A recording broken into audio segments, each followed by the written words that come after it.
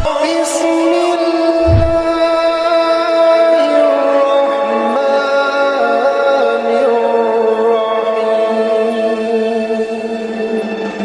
السلام علیکم ورحمۃ اللہ. حضرت داؤد علیہ السلام کی قوم بندر کیوں بنی؟ آئیے سنتے ہیں مکمل واقعہ. حضرت داؤد علیہ السلام بنی اسرائیل کے ایک گروہ کا یہ واقعہ ہے جو حضرت داؤد علیہ السلام کی نبوت کے زمانے میں بحر قلزم کے کنارے واقع ایک ساحلی بستی ایلیا یا مدین میں آباد تھے.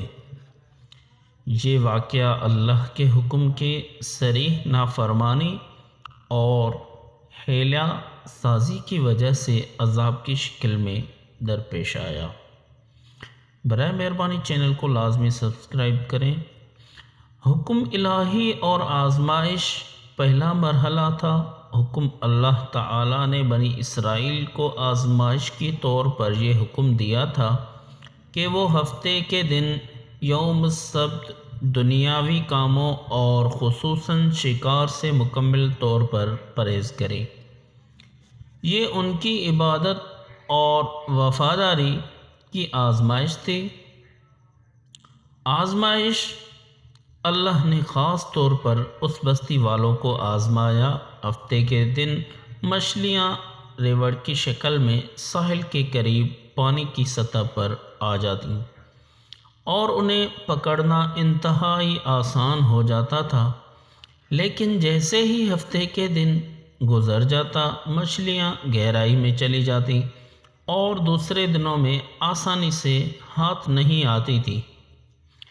حیلہ سازی اور نافرمانی اس کا دوسرا مرحلہ. قوم کا ایک گروہ اس آزمائش میں ناکام ہو گیا. انہوں نے اللہ کے حکم کا احترام تو کیا لیکن اس کے روح کو نظر انداز کر کے حکم کی خلاف ورزی کا ایک چال بازانہ طریقہ حیلہ اختیار کیا.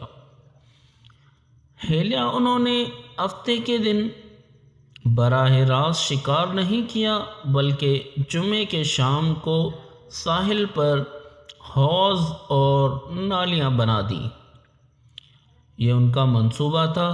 ہفتے کے دن جب مچھلیاں پانی کی سطح پر آئیں تو وہ ان نالیوں سے گزر کر حوضوں میں پھنس گئی اور واپس سمندر میں نہیں جا سکی.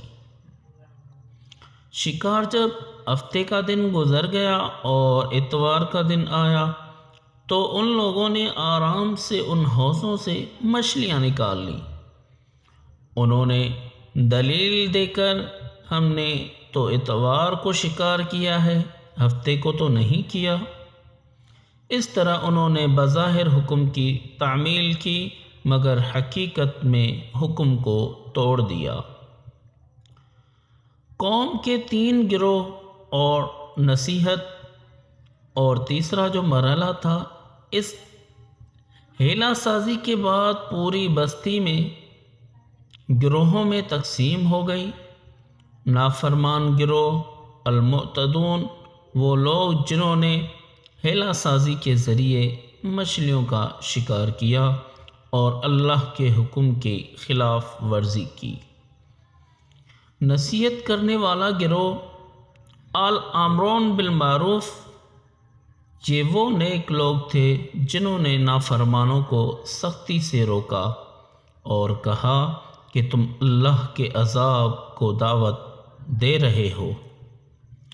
اور خاموش تماشائی گروہ القاعدون یہ وہ لوگ تھے جنہوں نے خود شکار تو نہیں کیا لیکن جب نصیحت کرنے والے گروہ نے انہیں روکا تو انہوں نے جواب دیا کہ تم ایسی قوم کو کیوں نصیحت کرتے ہو جسے اللہ ہلاک کرنے والا ہے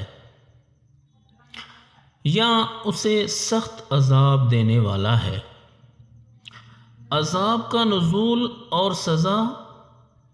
اس کے بعد چوتھا مرحلہ جب نصیحت کرنے والے گروہ نے دیکھا کہ نافرمان کسی صورت باز نہیں کسی صورت باز یہ نافرمان باز نہیں آ رہے تو انہوں نے اپنے آپ کو ان سے الگ کر لیا۔ اللہ کا عذاب صرف نافرمان اور ہیلا ساز گروہ پر نازل ہوا، اور اس کے بعد عذاب کی نوعیت اللہ تعالیٰ نے انہیں دھمکی کے مطابق فوراً سزا دی اور انہیں ذلیل و خوار بندر بنا دیا۔ قرآن شریف میں ذکر ہے، سورہ بقرہ میں ارشاد ہے، اور تم ان لوگوں کو تو جانتے ہی ہو جنہوں نے تم میں سے ہفتے کے دن کے بارے میں حد سے تجاوز کیا تھا، تو ہم نے ان سے کہا کہ ذلیل و خوار بن جاؤ۔ سورہ بقرہ آیت نمبر 65 ہے۔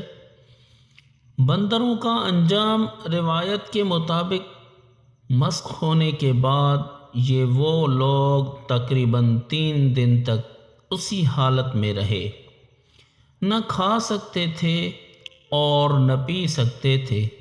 یہ بندر کسی کے نسل کو آگے نہیں بڑھا سکتے، بلکہ 3 دن بعد مر گئے، تاکہ یہ سزا دنیا اور آخرت کے لیے ایک عبرت بن جائے۔ اس کے بعد نجات صرف وہ گروہ بچ گیا جس نے اللہ کے حکم کی مکمل اطاعت کی تھی اور گناہوں کو روکنے کی بھرپور کوشش کی تھی۔ واقعے سے عبرت حاصل لازمی کریں۔ یہ واقعہ دراصل قانون کے روح کے خلاف ورزی کرنے والوں کے لیے ایک سخت تنبیہ ہے۔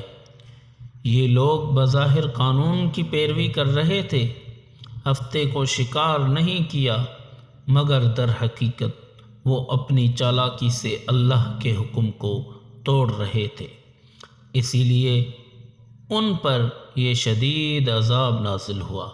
برائے مہربانی چینل کو لازمی سبسکرائب کریں۔ جزاکم اللہ احسن الجزا۔